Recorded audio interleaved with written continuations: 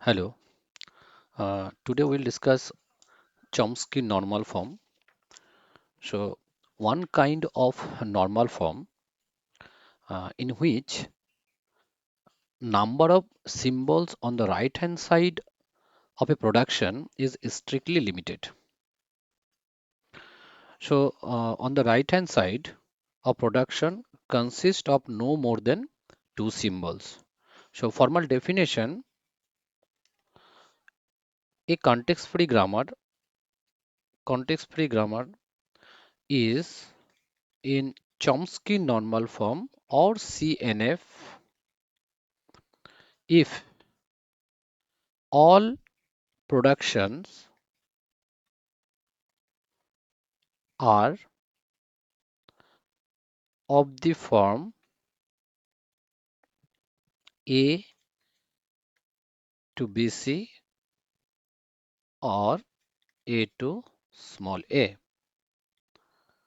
where where A, B, and C are in Vn or non-terminal and A is in input alphabet or terminal. So the advantage of this Chomsky normal form is basically makes the parsing. So we can write the advantage of this uh, form. Advantage makes parsing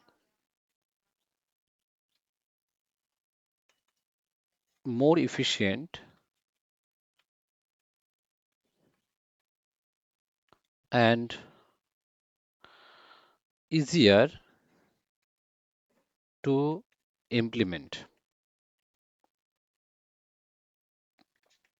So this is basically the advantage of Chomsky normal form. Now I will give example. Suppose the grammar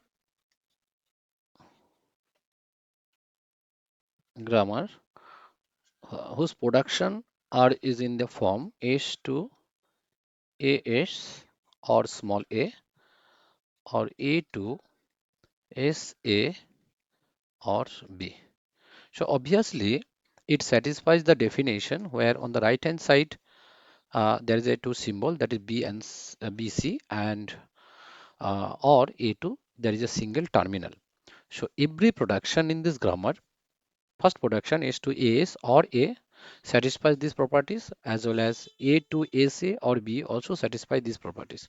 So this grammar is in Chomsky normal form or CNF. Now we consider another grammar whose production, so the grammar whose productions are of the form S2 AS or AAS, A2 SA or A. Obviously it does not satisfy the condition to be in CNF. So this grammar is not in CNF, is not in CNF or Chomsky normal form, because this S2 AA or S and A2 A basically violates the condition of the definition. Now we'll write a theorem. So theorem, that is any context-free grammar, that is G is equal to Vn sigma P S with null does not belongs to the language of the grammar G, has an equivalent grammar G dash is equal to Pn dash sigma dash P dash and S in Chomsky normal form or CNF. Chomsky normal form. Right. Now we have to construct any grammar. Suppose any context-free grammar are given, and we have to convert it to a corresponding Chomsky normal form. Now, how we can construct this? So we can also prove this theorem. So proof. We assume we assume uh, without loss of generality that we assume that G has no null production, and no unit productions, right? So the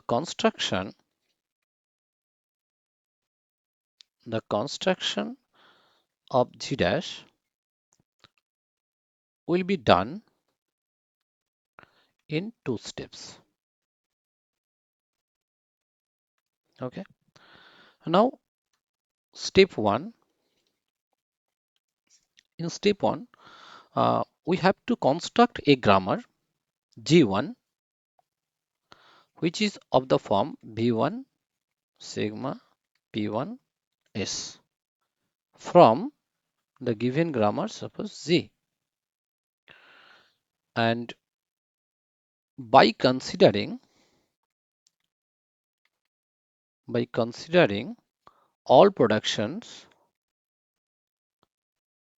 all productions in P, or the production of grammar G in the form A2 x1 x2 xn, where where each xi is a symbol either in Vn or in sigma. So x1 x2 xn, that means x1 is a symbol either in Vn or sigma. Now condition A, if n is equal to 1, then x1, that means if n is equal to 1, then only x1 will be there. So then x1 will be a terminal. X1 will be a terminal since there is no unit production as we have assumed. And in this case, uh, in this case,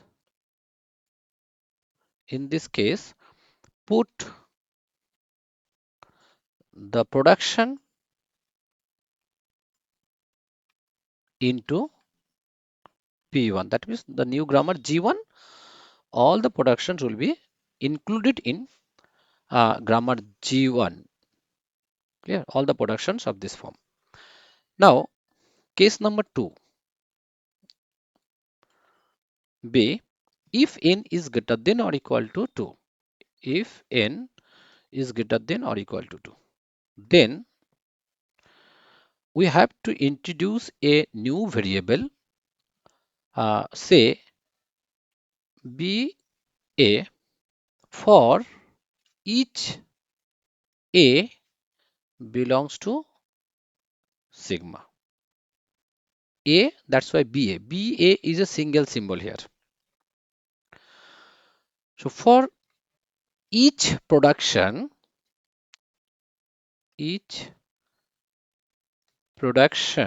of P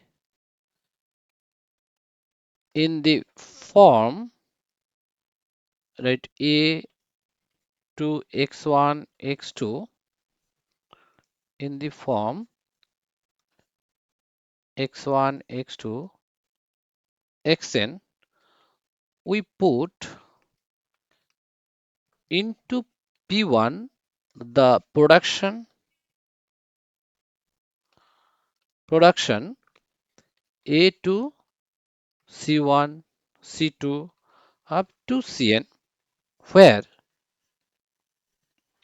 Ci is equal to Xi if Xi is in Vn.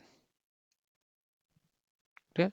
So Ci will be Xi if Xi is in Vn, that means non-terminal, and Ci is equal to Ba if Xi is equal to A, that is a terminal.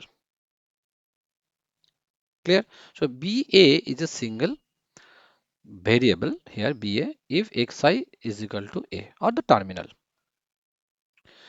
Now for every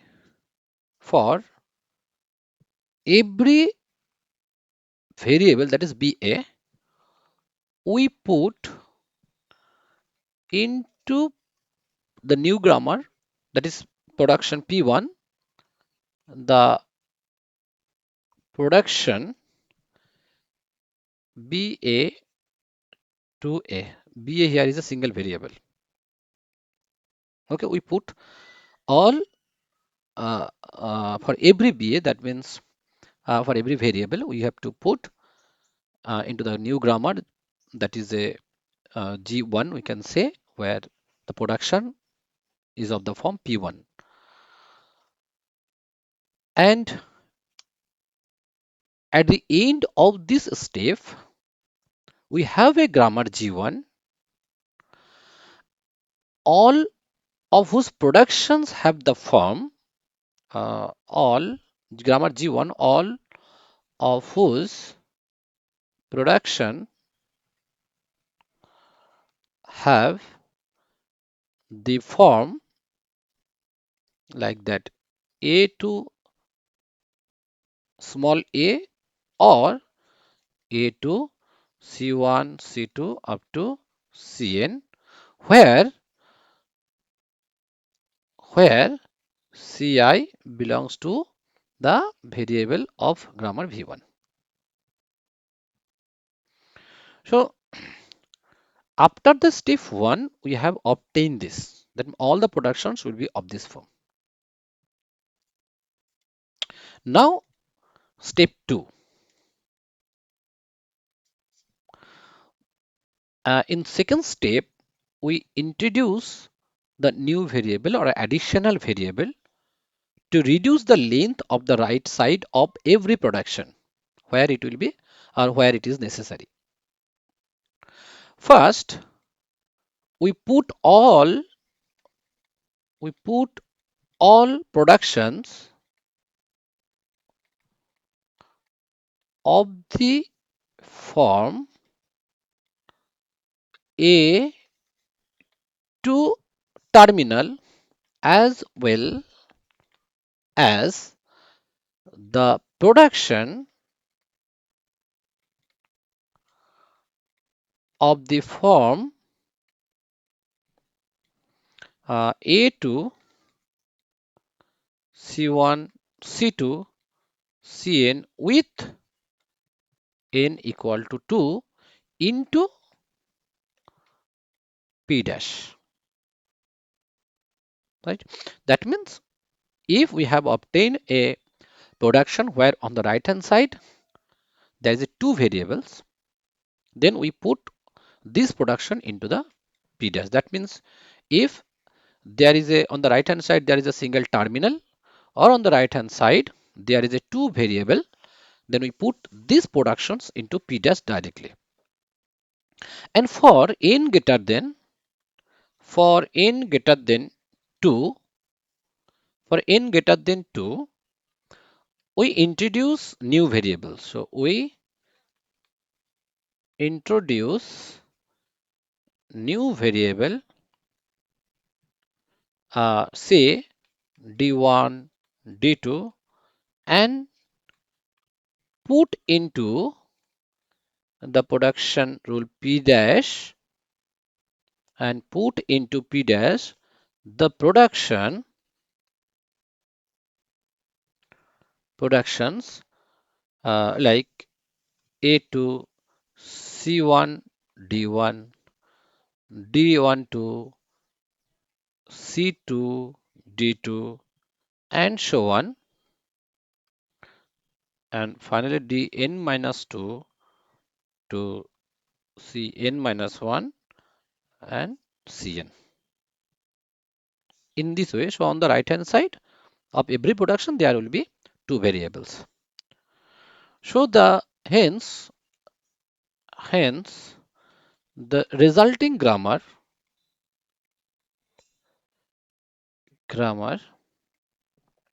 that is g dash, is in CNF or Chomsky normal form. That is, language generated by this grammar g dash is equivalent to language generated by the grammar g. Now we'll give example how these two steps are basically required to convert a context-free grammar to its corresponding Chomsky normal form. So now, suppose we have a grammar with productions of the form S to A, B. Here three symbols are there: A, B, A, and A to A, B, and B to A, C. So it is a context-free grammar. So it is a CFG context-free grammar, and we have to convert it corresponding CNF or Chomsky normal form. So in uh, step one, what we need to do for every variable, every terminal, as here on the right hand side, look, it basically follows this rule. Uh, it basically follows this rule. B, n is greater than or equal to 2. N is greater on the right hand side. There is a variable where it greater than or equal to 2. So every production on the right hand side, especially S and A productions on the right hand side, there is just three symbols. So what we need to do, as n is greater than or equal to 2 and this A belongs to sigma, for which productions S to A, B, and small a. So we introduce a new variable, say it is a BA. So we introduce a new variable BA. This BA is a single variable. Okay. And for the production A to this. Similarly, for the production A to AAB, here also it satisfies this condition that n is number of symbol on the right hand side is greater than or equal to 2. So, and A and B are basically belongs to the uh, terminal symbols. So we introduce a variable, as we have introduced uh, for the symbol A, new variable BA. So here this variable can be applicable here, and B as a new symbol, and it is a terminal. So we introduce BB. Here BB is a single variable, B and B. Now here this AC, here also C is a small. Okay, here this C is also a small terminal, and here on the right hand side C is also a terminal symbol. So this production B to AC, as it is also satisfy this condition with equality condition n greater than or equal to 2 satisfy this condition, and C is belongs to terminal symbols, so introduce new variable B of small c, right? And for every variables, go to this rules, go to this rules here.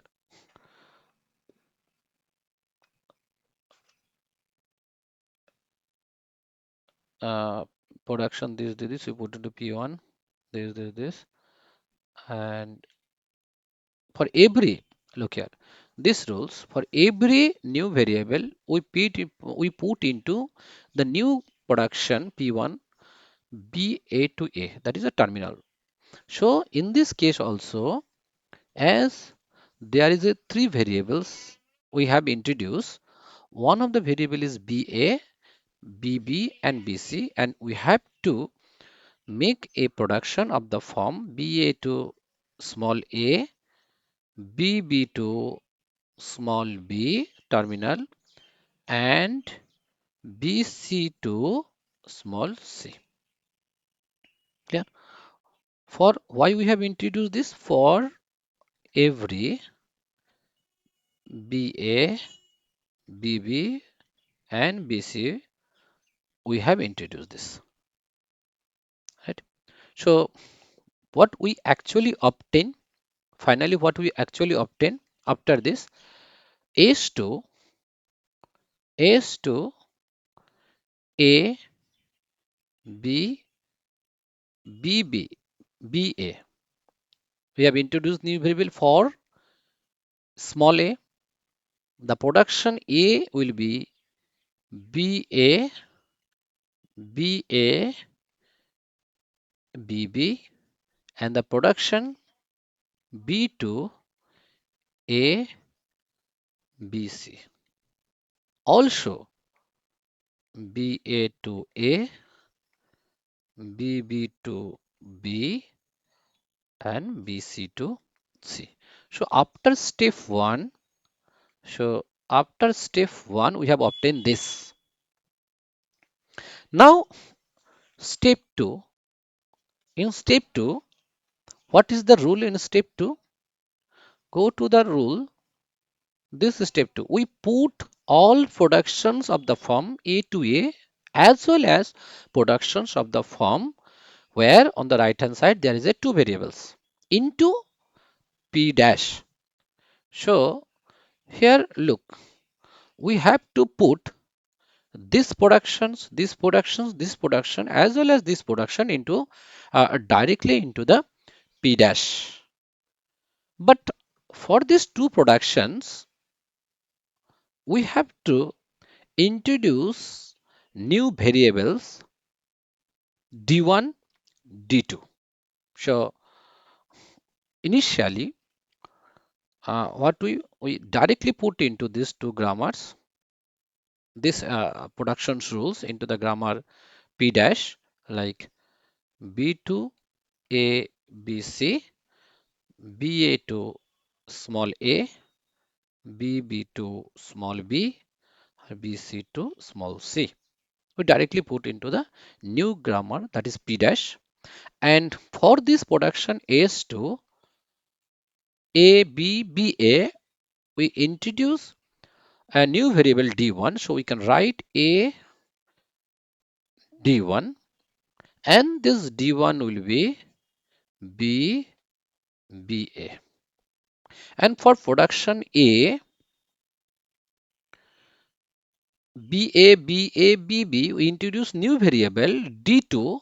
It will be B A D2, and for D2 the production will be B A B B, right?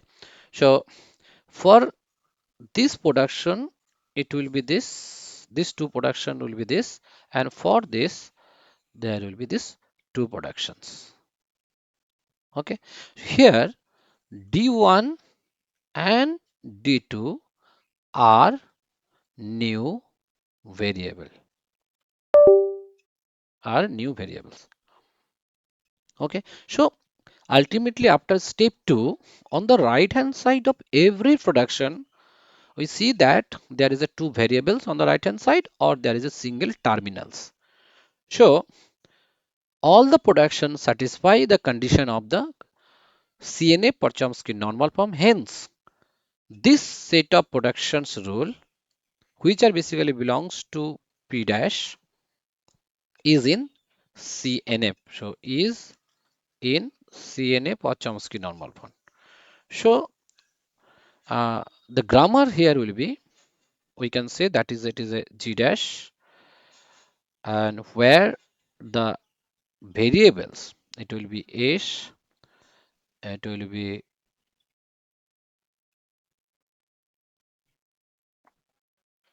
B, it will be